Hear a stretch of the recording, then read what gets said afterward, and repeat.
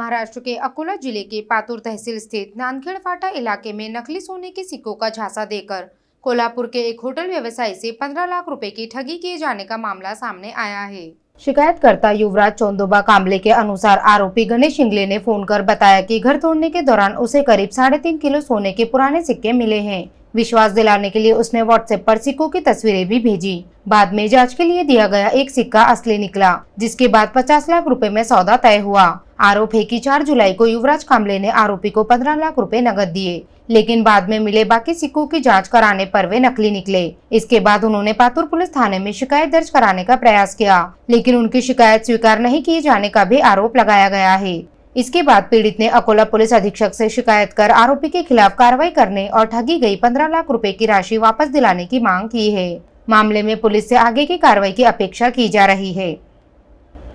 मला 3 किलो 300 ग्रॅमचे नाणे दिलेत, तर ते नाणे पूर्णतः खोटी निघलेत आणि आमचे जसे कॅश त्यांना मिळतात त्यांनी तिघांनी त्यांचे मोबाईल बंद करून ठेवलेत आणि माझी त्यांनी फसवणूक करून आम्हाला पूर्णतः एका म्हणजे चांगल्या परिवाराला पूर्ण फसवलेलं आहे आणि आम्हाला पूर्ण अडचणीत आणलेलं आहे त्यांनी आता।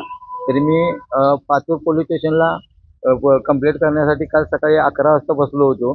तर तिथं बसल्यानंतर मी 6 वाजेपर्यंत बसलो, तर माझी काही दखल घेतली नाही।